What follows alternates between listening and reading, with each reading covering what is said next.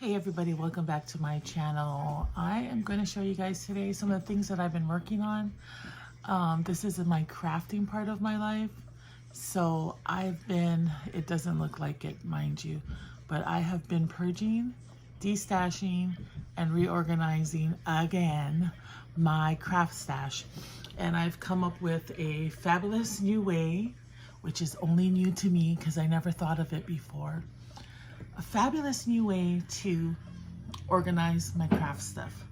And so what I've done is I have bought these containers I get them at Ross's.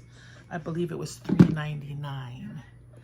And now all of my paper, embellishments, frames, everything that goes with the collection that I bought goes together.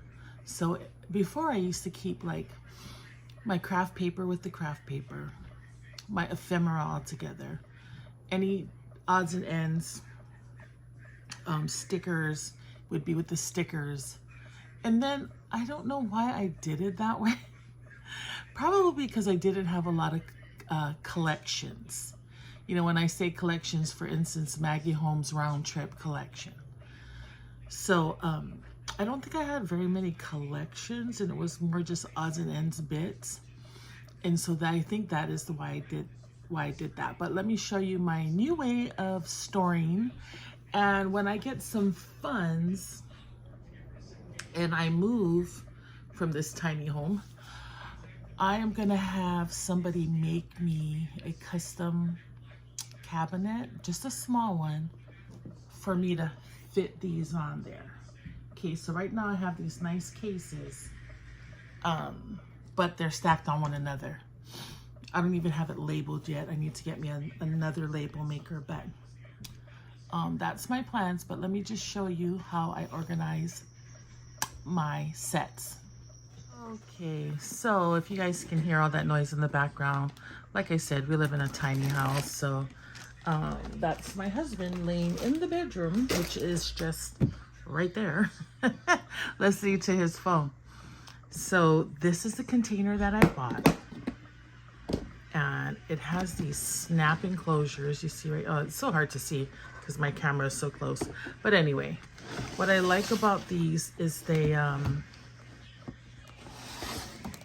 covers rest all the way down.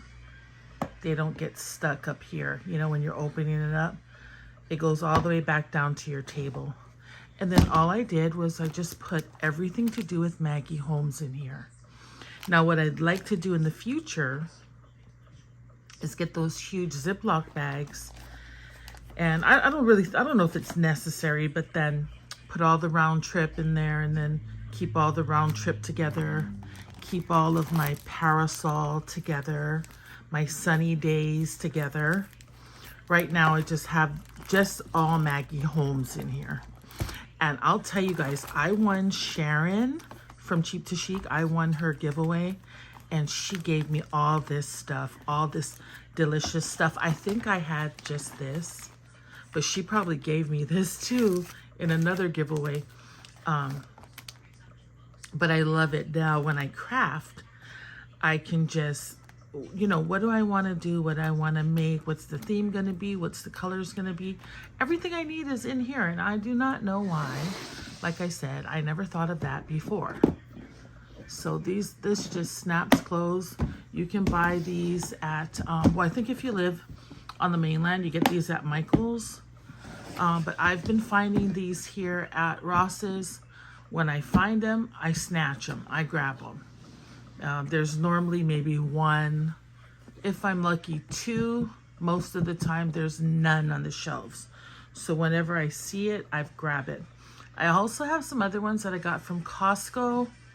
But what I like about these is a true 12 by 12. The one for Costco, it bends up a little bit of my 12 by 12 paper.